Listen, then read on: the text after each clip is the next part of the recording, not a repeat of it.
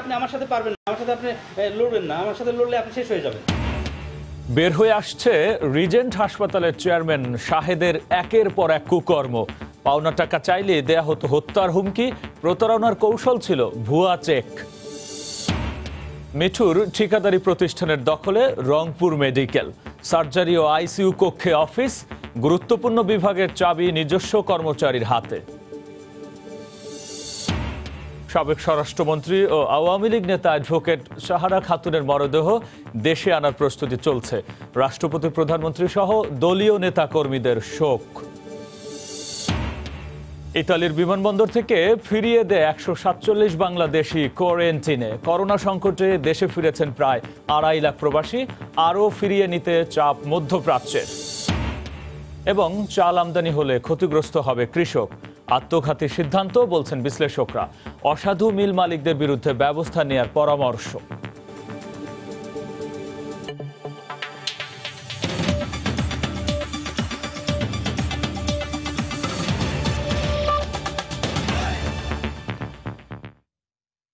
সময় সংবাদের সঙ্গে আছি আমি গোলাম রাব্বি। প্রতারণা, হুমকি আর অস্ত্রের ভয় দেখানো, এমন নানা চাপে রিজেন্ট গ্রুপের কর্ণধার মোহাম্মদ শাহেদ কোণঠাসা রাখতেন তার ব্যবসায়িক অংশীদারদের। নিজেকে কখনো প্রধানমন্ত্রীর রাজনৈতিক এপিএস পরিচয় দেয়া, আবার কখনো রাজনৈতিক প্রভাব খাটানো ছিল তার কৌশল। ব্যবসায়িক অংশীজনদের অভিযোগ, রিজেন্ট গ্রুপের চেয়ারম্যানের প্রতারণার নিয়মিত কৌশল ছিল ভুয়া ব্যাংক চেক। ফারুক ভুঁইয়ার রবিনের রিপোর্ট। রাজধানীর উত্তরায় হোটেল মিলিনা। কোভিড-19 চিকিৎসায় নির্ধারিত বাংলাদেশ কুয়েত মৈত্রী হাসপাতালের স্বাস্থ্যকর্মীদের থাকার জায়গা। এ হোটেলটিতেও আছে রিজেন্ট গ্রুপের মালিক মোহাম্মদ শাহেদের অংশীদারিত্ব। হোটেল মিলিনার ভবন মালিক ও ব্যবসায়িক অংশীদার জানান, গত বছরের নভেম্বরে চুক্তি হয় মোহাম্মদ শাহেদের সঙ্গে। চুক্তি অনুযায়ী প্রতি মাসে 7.5 লাখ টাকা ভাড়া আর মুনাফার 55% দেওয়ার কথা মোহাম্মদ শাহেদের। তবে এর সবই থেকে যায় কাগজে কলমেই। বরং পাওনা চাইতে গিয়ে ও মোহাম্মদ শাহেদের বিভিন্ন কর্মকাণ্ডের প্রতিবাদ জানাতে গিয়ে ভবন মালিককে উল্টো পড়তে হয় রোষানলে। বাড়ি বাবা পাবো তখন 7.5 লাখ টাকা, আপনি 9 মাসে হিসাব করলে যেটা হয় 70 লাখ টাকা। লভ্য অংশ হিসাব করলে তো কোটি টাকার উপরে চলে যায়। সে বলছে আপনি আমার সাথে পারবেন না, আমার সাথে আপনি লড়বেন না, আমার সাথে লড়লে আপনি শেষ হয়ে যাবেন। আমাকে হুমকি দিচ্ছে, আপনি বাড়ি থাকবেন না। মোহাম্মদ শাহেদের প্রতারণা আর হুমকির ফাঁদে পড়ার অভিযোগ তার অন্য ব্যবসার অংশীজনদেরও। শাহেদের মালিকানাধীন রিজেন্ট কেসিএস এর পূর্বাচলে লেক খননের কাজে লোকবল আর যন্ত্রপাতি সরবরাহ করত খাদেম এন্টারপ্রাইজ। এ প্রতিষ্ঠানের স্বত্বাধিকারীদের অভিযোগ, মোহাম্মদ শাহেদের কাছে পাওনা চাইতে গিয়ে অস্ত্রের মুখে পড়তে হয় তাদের। আমরা 3 জনই ছিলাম। হয়তো কথাবার্তা কাটাকাটি করতে করতে সে তার অস্ত্রটা বার করে আমাদেরকে দেখিয়ে বলে, বার হয়ে যাও, নইলে এখন কিন্তু তোমাদেরকে যে কোনো কিছু একটা ক্ষতি করে দিবে। অংশীজনদের পাওনা টাকা পরিশোধে টালবাহানার অন্যতম কৌশল ছিল চেক নিয়ে প্রতারণা। এমন অভিযোগও রয়েছে শাহেদের বিরুদ্ধে। অনেকভাবে তাদেরকে রিকোয়েস্ট করি, কোনোভাবেই চেক পাস করে না। পরিশেষে আমাদেরকে সামান্য কিছু টাকা দিয়ে বলে, আপাতত এটা চালাও, চেকটা তোমরা পরে আমরা ক্যাশ করে দিচ্ছি। এরকম সে হাজারো মানুষকে চেক দিছে, কোনোটাই কাজ হয় না। তার যে ব্যাংকে টাকা নেই সেই ব্যাংকে চেকটা সে দিয়ে দেয়। 6000-এর বেশি ভুয়া কোভিড রিপোর্ট তৈরি, নমুনা সংগ্রহে অনিয়ম করে 3 কোটি টাকা হাতিয়ে নেওয়া সহ বিভিন্ন অভিযোগে এরই মধ্যে রিজেন্ট গ্রুপের প্রধান কার্যালয় এবং হাসপাতালের উত্তরা ও মিরপুর শাখা সিলগালা করে দিয়েছে র্যাবের ভ্রাম্যমাণ আদালত। ফারুক ভুঁইয়া, রবিন, সময় সংবাদ, ঢাকা। মারা গেলেন সাবেক স্বরাষ্ট্রমন্ত্রী, আওয়ামী লীগের সভাপতি মণ্ডলীর সদস্য, সংসদ সদস্য অ্যাডভোকেট সাহারা খাতুন। ইন্না লিল্লাহি ওয়া ইন্না ইলাইহি রাজিউন। গতরাত 11:30টায় ব্যাংককের একটি হাসপাতালে চিকিৎসাধীন অবস্থায় শেষ নিঃশ্বাস ত্যাগ করেন তিনি। সাহারা খাতুনের মৃত্যুতে শোক জানিয়েছেন রাষ্ট্রপতি অ্যাডভোকেট আব্দুল হামিদ, প্রধানমন্ত্রী শেখ হাসিনা, স্পিকার শিরিন শারমিন চৌধুরী। অ্যাডভোকেট সাহারা খাতুন তার পুরো জীবন বঙ্গবন্ধুর আদর্শ প্রতিষ্ঠায় কাজ করে গেছেন। আওয়ামী লীগের এই নিবেদিত প্রাণকর্মী 1943 সালের 1 মার্চ ঢাকার কুর্মিটোলায় জন্মগ্রহণ করেন। পিতা আব্দুল আজিজের হাত ধরেই মূলত তার রাজনীতির হাতেখড়ি। 1966 সালে তিনি 6 দফা আন্দোলনে অংশগ্রহণ করেন। বাড়ি বাড়ি গিয়ে 6 দফার বই বিলি করতেন। ঐতিহাসিক 7 মার্চের ভাষণে তিনি আওয়ামী লীগের মহিলা শাখার নেতাকর্মীদের নিয়ে জনসভায় যোগ দেন। 2 মার্চ ঢাকা বিশ্ববিদ্যালয়ে জাতীয় পতাকা উত্তোলনের দিনও তিনি সরাসরি অংশগ্রহণ করেছিলেন। 1981 সালে সুপ্রিম কোর্টে একজন আইনজীবী হিসেবে তার কর্মজীবন শুরু করেন। তিনি বাংলাদেশ আওয়ামী আইনজীবী পরিষদের প্রতিষ্ঠাতা সভাপতি এবং দলের আইন সচিব হিসেবেও দায়িত্ব পালন করেছেন। ছিলেন আওয়ামী লীগের সভাপতিমণ্ডলীর সদস্য। দেশের প্রথম নারী স্বরাষ্ট্রমন্ত্রী এবং ডাক ও টেলিযোগাযোগ মন্ত্রী ছিলেন সাহারা খাতুন। গত 3 মেয়াদ ধরে ঢাকা 18 আসন থেকে নির্বাচিত সংসদ সদস্য। 2008 সালে মহাজোট ক্ষমতায় এলে প্রথমে তাকে স্বরাষ্ট্রমন্ত্রী করা হয়। পরে মন্ত্রণালয়ে রদবদল করা হলে তাকে ডাক ও টেলিযোগাযোগ মন্ত্রণালয়ের দায়িত্ব দেওয়া হয়। তিনি ব্যক্তিগত জীবনে ছিলেন অবিবাহিত। পুরো জীবন দেশের মানুষের কল্যাণে এবং আওয়ামী লীগের জন্য উৎসর্গ করে গেছেন। মৌসুম ইসলাম, সময় সংবাদ, ঢাকা। ইতালি ফেরত 147 বাংলাদেশিকে নেওয়া হয়েছে আশকোনা হজ ক্যাম্পের কোয়ারেন্টাইন সেন্টারে। গতরাতে কাতার এয়ারওয়েজের বিমানটি হজরত শাহজালাল আন্তর্জাতিক বিমানবন্দরে পৌঁছায়। তবে ভুক্তভোগীদের অভিযোগ, বিমান কোম্পানিটির মিথ্যা আশ্বাসের কারণে ইতালি গিয়ে চরম ভোগান্তিতে পড়তে হয়েছে তাদের। করোনার কারণে দীর্ঘদিন দেশে আটকে থাকার পর ইতালি ফিরেছিলেন 152 বাংলাদেশি, কিন্তু দেশটির বাধার মুখে ইতালির মাটি স্পর্শ না করেই আবার ফিরে আসতে হয়েছে তাদের। করোনা সংক্রমণের উচ্চ ঝুঁকিতে বাংলাদেশ, যে কারণে ইতালি প্রবেশে সাময়িক নিষেধাজ্ঞা দেওয়া হয় বাংলাদেশিদের। সেই নিষেধাজ্ঞার কবলেই পড়তে হয়েছে তাদের। পঞ্চম ফ্লাইটে কিছু লোক এরকম ধরা পড়ছে যাদের ডকুমেন্ট ছিল নেগেটিভ কিন্তু তারা পজিটিভ। বাংলাদেশের যত সার্টিফিকেট নিয়ে তা করুন না, সব ফালসা, মানে 2 নম্বর সার্টিফিকেট, একটা সার্টিফিকেটের কারণে এই অবস্থা। তবে ভুক্তভোগীদের দাবি নিষেধাজ্ঞা জেনেই তাদের মিথ্যা আশ্বাস দিয়ে ইতালি নিয়ে যায় কাতার এয়ারওয়েজ, যে কারণে অর্থনৈতিক ক্ষতির পাশাপাশি চরম হয়রানির শিকার হতে হয়েছে তাদের। আমরা টিভিতে দেখার পরে বলছি যে এরকম তো ডিক্লারেশন হয়েছে, যাওয়া নিষেধ, না করে দিচ্ছে। তারা বললো যে না, যদিও তারা বইলা থাকে আমরা কোনো ব্যাপার পাইনি। আপনারা চলে যান, আপনার না গেলে বড় সমস্যা হবে, এই জন্য আমরা গেছি। এদিকে দেশে ফেরার পর প্রাথমিক স্বাস্থ্য পরীক্ষায় করোনার লক্ষণ পাওয়া যায়নি কারো দেহে। তবুও আশকোনার হজ ক্যাম্পে বাধ্যতামূলক কোয়ারেন্টিনে নেওয়া হয় 147 জনকে। ওনারা বাধ্যতামূলক 14 দিন কোয়ারেন্টাইন সেন্টারে থাকবেন ওখানে। ইনিশিয়াল স্ক্যানিংটা হয়েছে, ইনিশিয়াল স্ক্যানিংয়ে কারো কোনো উপসর্গ ধরা পড়েনি। আমরা ওখানে যাওয়ার পরে স্বাস্থ্য মন্ত্রণালয়ের নির্দেশনা অনুযায়ী পরবর্তী কার্যক্রম করব। তবে বাকি 5 জনের বিষয়ে কিছুই জানাতে পারেনি কোয়ারেন্টাইন সেন্টার কর্তৃপক্ষ। কেফায়েত শাকিল, সময় সংবাদ, ঢাকা। বিমান চলাচল বন্ধ, তবু এর মধ্যেই সব হারিয়ে দেশে ফিরতে হয়েছে 23,000-এরও বেশি প্রবাসী কর্মীকে। সব মিলে করোনার প্রাদুর্ভাব শুরুর পর থেকে দেশে ফিরেছেন প্রায় 2.5 লাখ প্রবাসী। এদিকে অর্থনৈতিক সংকটের কারণে বাংলাদেশি কর্মীদের ফিরিয়ে আনতে চাপ দিচ্ছে মধ্যপ্রাচ্যের বিভিন্ন দেশ। বিমান চলাচল শুরু হলে এ সংখ্যাটা আশঙ্কাজনক হারে কয়েকগুণ বেড়ে যাবে বলে মনে করছেন অভিবাসন বিশেষজ্ঞরা। তবে সরকারের পক্ষ থেকে বলা হচ্ছে অন্তত 6 মাস তাদের রাখতে সংশ্লিষ্ট দেশগুলোকে চিঠি দেওয়া হয়েছে। এহসান জুয়েলের রিপোর্ট। তারা ফিরছেন একরাশ হতাশাকে সঙ্গী করে, সামনে অনিশ্চিত ভবিষ্যৎ। করোনা পরিস্থিতি জীবিকার নিদারুণ এক সংকটে ফেলেছে এসব প্রবাসী কর্মীকে। ভাইরাসের প্রাদুর্ভাব শুরুর পর বিভিন্ন দেশের সঙ্গে বিমান চলাচল বন্ধের আগ পর্যন্ত ফেব্রুয়ারি-মার্চ মাসে দেশে ফিরেছেন 4.5 লাখ বাংলাদেশি। এদের মধ্যে প্রবাসী কর্মী আছেন 2 লাখের বেশি। তাদের অনেকে ছুটিতে এসে আর ফিরতে পারছেন না। তবে বিমান চলাচল বন্ধের পরও অনেক দেশ বিশেষ বিমানে পাঠিয়ে দিচ্ছে বাংলাদেশি শ্রমিকদের। বিষয়টি নিয়ে বুধবার সংসদে কথা বলেন প্রধানমন্ত্রী শেখ হাসিনাও। মধ্যপ্রাচ্যের দেশসমূহ হতে প্রবাসী শ্রমিকদের ফিরিয়ে নিয়ে আসার জন্য কূটনৈতিক চাপ অব্যাহত আছে। তবে এই চাপ প্রশমিত করার জন্য আমাদের সরকার বিভিন্নমুখী কূটনৈতিক উদ্যোগ গ্রহণ করেছে। পররাষ্ট্রমন্ত্রী বলছেন সংশ্লিষ্ট দেশগুলোতে কথা হয়েছে তাদের। আমি যেটা ওনাদের সবাইকে অনুরোধ করেছি, চাকরি থেকে বের করে দিবেন না, আপনারা আগামী 6 মাস তাদের রাখেন। তবে সব দেশের সঙ্গে বিমান চলাচল স্বাভাবিক হলে তখনকার চিত্রটা আশঙ্কাজনক হতে পারে বলে মনে করছেন অভিবাসন বিশেষজ্ঞরা। সবকিছু মিলিয়ে করোনার কারণে কিন্তু বাংলাদেশের অভিবাসন খাত বেশ ক্ষতিগ্রস্ত। পরিস্থিতিটা সামনের দিনগুলোতে স্বাভাবিক করতে হলে আমাদের কিন্তু কূটনৈতিক যোগাযোগগুলো এমন অব্যাহত রাখতে হবে। বিশ্বের বিভিন্ন দেশে বর্তমানে কর্মরত প্রবাসী কর্মীর সংখ্যা 1,20 লাখের বেশি। এছাড়া স্বাভাবিক সময় হলে গত 4 মাসে 2 লাখ বাংলাদেশি কর্মী কাজ করতে বিদেশ যাওয়ার সুযোগ পেত। এহসান জুয়েল, সময় সংবাদ, ঢাকা।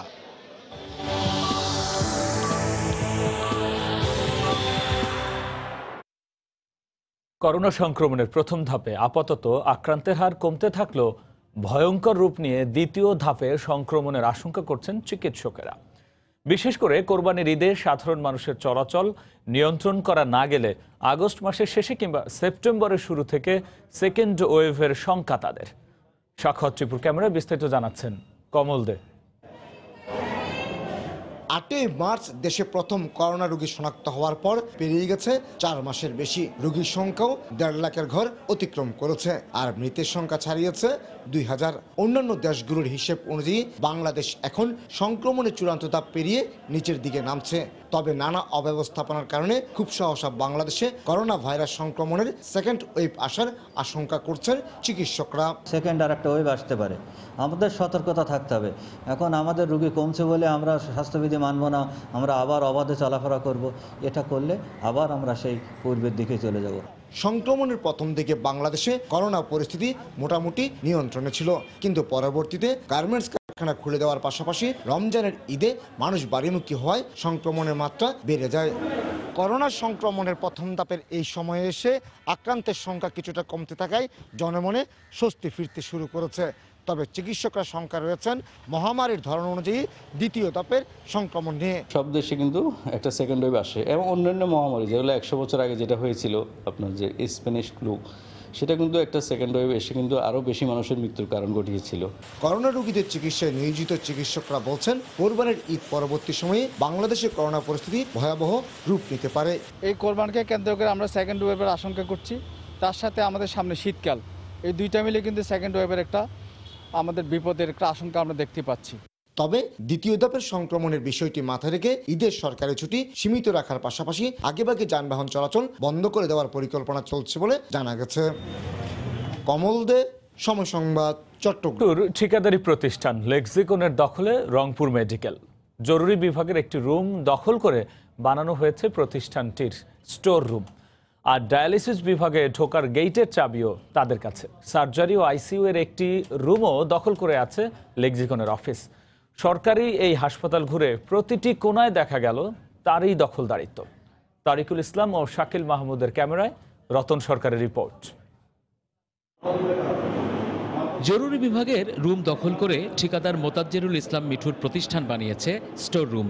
সময় সংবাদের রিপোর্টার এই কক্ষটি খুলে দেখতে চাইলে ইওমোকে ফোন করে নিষেধ করেন পরিচালক। আপনার নাম শফিকুল? জি। আপনি তো লেক্সিকনে চাকরি করেন? হ্যাঁ, করছিলাম। এখন যে ভাই আমাকে ডাকলো। কোন ভাই? ইনচার্জ। তবে এখানকার একটি রুমে লেক্সিকনের যন্ত্রপাতি থাকার কথা স্বীকার করলেন ইওমো ও ইনচার্জ। স্টেরিলাইজার মেশিন, তারপর হচ্ছে আপনার ওয়াটার স্টেরিলাইজেশন মেশিন, ডায়ালিসিসের যে ওয়াটারটা লাগে সেটারও মনে হয় একটা মেশিন আছে, তারপরে অটোক্ল্যাভ মেশিন আছে, যেগুলো অচল আর কি। ডায়ালিসিস বিভাগে পাওয়া গেল লেক্সিকনের বেতনভুক্ত কর্মচারী। রেডিওলজি বিভাগের তালা খুলে দিল তারই লোক। এখানে হিটেসিভ মেশিন আছে, এমআরআই মেশিন আছে, ওই মেশিনে কাজ করি। আপনি কি হাসপাতালের স্টাফ? না। করোনাকালে সাধারণ ছুটি বাতিল করা হলেও প্রতিবেদন প্রচারের পর ছুটিতে গেছেন পরিচালক ডাক্তার ফরিদুল ইসলাম। ভারপ্রাপ্ত পরিচালক জানালেন, গত বছরও হাসপাতালের কাজ করেছে মিঠু ও তার ঠিকাদারি প্রতিষ্ঠান। উনি পারিবারিক কারণ দেখিয়ে ছুটি নিয়ে গেছে। ওনারা তো প্রত্যেক অর্থ বছরেই করে, যদি প্রত্যেক অর্থ বছরে যদি করে থাকে তাহলে এবারও করছে। হাসপাতালে স্বাস্থ্য খাতের আলোচিত ঠিকাদার মিঠুর দখলদারিত্ব নিয়ে সময় সংবাদে প্রতিবেদন প্রচারের পর হাসপাতালের পরিচালকের পিএ ও হিসাবরক্ষকের পদ থেকে মিঠুর ভাইয়ের মেয়ে উম্মে সুলতানা নওশিনকে গত 6 জুলাই লালমনিরহাটে বদলি করা হয়, কিন্তু এখনও দায়িত্ব বুঝিয়ে না দিয়ে অনুপস্থিত তিনি। রতন সরকার, সময় সংবাদের বাম্পার ফলন, চালের সরবরাহ স্বাভাবিক, তারপরও সরকার চাল আমদানির সিদ্ধান্ত নিয়েছে। বাজার বিশ্লেষকরা সিদ্ধান্তটি আত্মঘাতী উল্লেখ করে বলছেন, এতে ক্ষতিগ্রস্ত হবে কৃষক ও দেশের বাজার। ভরা মৌসুমে স্থিতিশীল বাজারে চাল আমদানির ঘোষণার বিরোধিতা করেছেন মিল মালিক ও চাল ব্যবসায়ীরাও। সানবির রুপুলের রিপোর্ট। করোনা সংকটেও বোরো মৌসুমে ধানের বাম্পার ফলন হয়েছে দেশে। উৎপাদন হয়েছে অন্তত 2 কোটি মেট্রিক টন। বাকি আউশ ও আমন মৌসুমেও লক্ষ্যমাত্রা ধরা হয়েছে অন্য বছরের চেয়ে বেশি। এবার সরকার খাদ্যশস্য সংগ্রহ লক্ষ্যমাত্রা নির্ধারণ করেছে 22.5 লাখ মেট্রিক টন। এর মধ্যে 36 টাকা কেজি দরে 10 লাখ মেট্রিক টন সিদ্ধ চাল, 35 টাকা কেজি দরে 1.5 লাখ মেট্রিক টন আতপ চাল কিনবে মিল মালিকদের কাছ থেকে। বাজারে মোটা চাল ছাড়া সব রকম চালের সরবরাহ স্বাভাবিক। দামও আগের চেয়ে 2 থেকে 3 টাকা কমেছে। বর্তমানে যে বাজারটা আছে 28 চাল 40 টাকার মধ্যে, মিনিকের চাল 50 টাকার নিচে, আমি তো মনে করি এটা সবচেয়ে পারফেক্ট বাজার। চলতি মৌসুমে হাটবাজারে কৃষক ধানের দাম পাচ্ছেন প্রতি মন 800 থেকে 1000 টাকা। 800 টাকা মন ধরে 40 কেজি ধানে 25 কেজি চাল উৎপাদনে ব্যয় 32 টাকা করে। আমরা বারবার সরকারকে চিঠি দিয়েছি, মাননীয় খাদ্যমন্ত্রী মহোদয়কে ভিডিও কনফারেন্সের মাধ্যমে অনুরোধ করেছি কমপক্ষে 2-3 টাকায় ইনসেন্টিভ দেওয়া হোক। কৃষি বিশ্লেষকরা বলছেন, মিলারদের নিয়ন্ত্রণ করতে গিয়ে ভরা মৌসুমে চাল আমদানি কোনো মতেই গ্রহণযোগ্য নয়। কৃষক একটু লাভবান হবে, ওই অংশটা হয়তো মিলারের একটু কম হবে, এটা তাদেরকে সহ্য করতে হবে। করোনাকালে বিশ্বে ধান উৎপাদনে বাংলাদেশ তৃতীয় অবস্থানে উঠে এসেছে। বড় মৌসুমে ভালো ধান উৎপাদন হয়েছে, আবার কৃষকও ভালো দাম পাচ্ছেন। ঠিক এমন অবস্থায় হঠাৎ করেই শুল্ক কমিয়ে চাল আমদানির সিদ্ধান্ত। তবে বিশ্লেষকরা বলছেন যে গণহারে যদি চাল আমদানি করা হয় তাহলে এই চালের বাজারে এখন সৃষ্টি হতে পারে একটি বিশৃঙ্খল অবস্থা। সানবির রূপল, সময় সংবাদ, ঢাকা। রাজধানীর ওয়ারিতে চলছে 21 দিনের টানা লকডাউন। সবশেষ পরিস্থিতির খবর জানাতে সেখানে আছেন রিপোর্টার মুন্নাফ রশিদ। আমরা সরাসরি যুক্ত হচ্ছি তার সঙ্গে। মুন্নাফ। রাব্বি, আমরা সকাল থেকে এই ওয়ারির রেড জোন এলাকায় আমরা রয়েছি এবং সকাল থেকে আমরা একটা জিনিস দেখেছি যে আজকে ছুটির দিন হওয়ায় সাধারণ জনগণের যে বের হওয়ার যে প্রবণতা, সেই প্রবণতা কিন্তু কিছুটা কম দেখেছি। এই প্রবেশদ্বারটি বা এই গেটটি মূলত হচ্ছে যে বের হওয়ার জন্য যে গেটটি সেটি এটি, এবং আরেকটি গেট রয়েছে যেটি হচ্ছে টিপু সুলতান রোডে অবস্থিত। সেখান থেকে কিন্তু ঢোকার যে বিষয়টি, সেখান থেকে কিন্তু মানুষ ঢুকতে পারবেন। তবে এখানে আমরা একটা জিনিস দেখেছি যে তালিকা রয়েছে, সেই তালিকার 600 বেশি নামের তালিকা রয়েছে যারা বের হতে বা ঢুকতে পারবেন জরুরি প্রয়োজনে। তাদের বাইরেও কিন্তু অনেক লোক আসলে ভিতরে থেকে বের হওয়ার চেষ্টা করেছেন এবং ঢোকারও চেষ্টা করেছেন। আমরা সকাল থেকে একটি জিনিস দেখেছি যে ভিতরে অর্থাৎ লকডাউন এলাকায় যে নিত্য প্রয়োজনীয় জিনিসপত্র, যেমন মুদি দোকান থেকে শুরু করে বা ভ্যানে করে সবজি বিক্রি যে ব্যবস্থা বিষয়টি কথা ছিল, সেটি কিন্তু ভিতর থেকে অনেকেই অভিযোগ করেছেন যে সেখানে কিন্তু প্রয়োজনীয় জিনিসপত্র পাওয়া যাচ্ছে না। পাওয়া গেলেও তাদের যে মানের বিষয়, সেই মানের বিষয়টি সেটি কিন্তু অনেকটাই নিম্ন মানের বলছেন এবং দামের ক্ষেত্রেও কিন্তু বাইরের তুলনায় অনেকটা চড়া বলছেন তারা। এবং ফলে বাইরে যে তাদের যে স্বজনরা রয়েছেন তাদের কাছে কিন্তু তারা বলছেন যে এই জিনিস তাদের কাছে লাগবে এবং তারা বাইরে থেকে সেই জিনিসপত্রগুলো কিন্তু কিনে এখান থেকে ভিতরে দেওয়ার চেষ্টা করেছেন। আমরা এখানে যারা ভলেন্টিয়ার রয়েছেন বা কর্তৃপক্ষ অর্থাৎ এই এলাকার যিনি কাউন্সিলর রয়েছেন তার সাথে আমরা কথা বলেছি, তারা কিন্তু বলছেন যে এই ধরনের অভিযোগ অনেকটা উড়িয়ে দিচ্ছেন এবং তারা বলছেন যে ভিতরে সাধারণ মানুষের জন্য যারা লকডাউনে আটকা পড়েছেন তাদের জন্য কিন্তু বিনামূল্যে বিভিন্ন বিষয়ে বিভিন্ন জিনিসপত্র, চাল ডাল থেকে শুরু করে নিত্য প্রয়োজনীয় জিনিসপত্র বিনামূল্যে দেওয়ার ব্যবস্থা করেছেন। তবে সাধারণ জনগণের কাছে আমরা এই বিষয়টিও জিজ্ঞেস করেছি যে আসলে বিনামূল্যে আপনারা পেয়েছেন কিনা। তারা কিন্তু জানিয়েছেন যে এখনও পর্যন্ত তারা জানেন না যে আসলে বিনামূল্যে তাদেরকে দেওয়া হবে কিনা। তবে আমি সকাল থেকে ছিলাম, সকাল থেকে এখানে অনেক দেখেছি যে সাধারণ জনগণ বাইরে থেকে নিত্য প্রয়োজনীয় জিনিসপত্র কিনে তারা ভিতরে দেওয়ার চেষ্টা করতে হবে। এবং আরও একটি বিষয় আপনাকে জানিয়ে রাখতে চাই রাব্বি, সেটি হচ্ছে যে এখানে আজকে 600 দিনের মতো লকডাউন চলছে। তবে আমরা গতকাল পর্যন্ত যে হিসাবটা জানি, আসলে লকডাউনের এই এলাকায় 69 জনের নমুনা নিয়ে সেখানে কিন্তু 31 জনের পজিটিভ রিপোর্ট এসেছে। অর্থাৎ বলাই যায় যে এখানে লকডাউনের যে বিষয়টির জন্য লকডাউন করা হয়েছে করোনা আক্রান্তের সংখ্যা কমিয়ে আনতে, সেই বিষয়টি কিন্তু এখনও আমরা দেখতে পাইনি। তবে তো এই ছিল আমার কাছে সবশেষ খবরাখবর এই ওয়ারির লকডাউন এলাকা থেকে। রাজধানীর লকডাউন এলাকা ওয়ারির খবর জানাতে যুক্ত হয়েছিলেন রিপোর্টার মুন্নাফ রশিদ। গগলস যা রাতের আধারেও পথ দেখায়। বাংলাদেশ বিমান বাহিনীতে যুক্ত হয়েছে এমন এক বিশেষ প্রযুক্তি যাকে বলা হচ্ছে নাইট ভিশন গগলস। এর ফলে রাতের অন্ধকারে দুর্গম এলাকায় হেলিকপ্টার নিয়ে খুব সহজে ও আত্মবিশ্বাসের সঙ্গে পথ চলতে পারছেন বৈমানিকরা। বিমান বাহিনীতে এই গগলস ব্যবহারের ফলে জাতিসংঘ মিশনও বাংলাদেশ পাচ্ছে বিশেষ গুরুত্ব। তরিকুল ইসলাম সৌরভের রিপোর্ট। ঠিক সন্ধ্যা নামার আগে আকাশ থেকে পাখির চোখে পৃথিবী দেখা, ইট কাঠের নগর রাজধানী ছাড়িয়ে সবুজ অরণ্যের বাংলাদেশও দেখা হলো। এর কিছুক্ষণ পরেই চোখে পড়ল নদীর বুকে স্বপ্ন সংযোগ পদ্মা সেতু। ফিরে আসা হলো নতুন করে যাবার জন্য। এবারও ঠিক একই পথে যাত্রা, তবে রাতের আধারে, উঁচু থেকে অন্ধকারে, খালি চোখে দেখা যাচ্ছিল না খুব একটা। বাংলাদেশ বিমানের সংযুক্ত নাইট ভিশন গগলস ব্যবহার করতেই সবুজ আলোক ছায়া আধারের স্বল্প আলোকে 3000 গুণ বাড়িয়ে দিচ্ছিল এই গগলস। এই গগলসেই আবার দেখা পাওয়া গেল পদ্মার বুকে বাংলার স্বপ্ন। বাংলাদেশ বিমান বাহিনীতে এই গগলস ব্যবহারের ফলে নিকষ কালো অন্ধকারে রানওয়ে ছাড়াই দুর্গম এলাকায় অবতরণ করতে পারছে helicopter. We are now ready for 24 hours, 365 days, like earlier, but এখন with more capability. আমরা one of the best troops career country in UN. So এই প্রযুক্তি যদি আমাদের ভিতরে না আসতো, এটা যদি আমরা পারদর্শিতা না হয়, আমরা কিন্তু ওখানেও পিছিয়ে আসবো। টাইম সেন্সিটিভ রোগী যারা থাকে, যে মেবি তার জন্য 15 minutes, half an hour, 1 hour could be life saving. দিনের আলোর জন্য যদি আমি ওয়েট করে দেখা যায়, হয়তো আলো না করে আমি পেলাম। করোনা সংকটে এই গগলস ব্যবহার করে ঝুঁকিপূর্ণ করোনা রোগীদের ঢাকা নিয়ে এসে মানবিক ইতিহাসের সূচনা করেছে বাংলাদেশ বিমান বাহিনী। বাংলাদেশ বিমানে নাইট ভিশন গগলসের ব্যবহার বৈমানিকদের আত্মবিশ্বাস বাড়িয়েছে বহুগুণ, অপারেশনাল সক্ষমতা আর নিরাপত্তাও বেড়েছে। আর তাই প্রশ্নাতীতভাবেই বলা যায় এই গগলসের ব্যবহার নতুন এক দিগন্তের উন্মোচন করলো। এ পর্যায়ে শীর্ষ সংবাদ জানিয়ে দিচ্ছে আরও একবার। সে বলছে আপনি আমার সাথে পারবেন না, আমার সাথে আপনি লড়বেন না, আমার সাথে লড়লে আপনি শেষ হয়ে যাবেন। বের হয়ে আসছে রিজেন্ট হাসপাতালের চেয়ারম্যান শাহেদের একের পর এক কুকর্ম। পাওনা টাকা চাইলেই দেয়া হতো হত্যার হুমকি। প্রতারণার কৌশল ছিল ভুয়া চেক। মিঠুর ঠিকাদারি প্রতিষ্ঠানের দখলে রংপুর মেডিকেল, সার্জারি ও আইসিইউ কক্ষে অফিস। গুরুত্বপূর্ণ বিভাগের চাবি নিজস্ব কর্মচারীর হাতে। সাবেক স্বরাষ্ট্রমন্ত্রী ও আওয়ামী লীগ নেতা অ্যাডভোকেট সাহারা খাতুনের মরদেহ দেশে আনার প্রস্তুতি চলছে। রাষ্ট্রপতি, প্রধানমন্ত্রী সহ দলীয় নেতা কর্মীদের শোক। ইতালির বিমানবন্দর থেকে ফিরিয়ে দেয় 147 বাংলাদেশি কোয়ারেন্টিনে। করোনা সংকটে দেশে ফিরেছেন প্রায় 2.5 লাখ প্রবাসী। আরও ফিরিয়ে নিতে চাপ মধ্যপ্রাচ্যের। এবং চাল আমদানি হলে ক্ষতিগ্রস্ত হবে কৃষক। আত্মঘাতী সিদ্ধান্ত বলছেন বিশ্লেষকরা।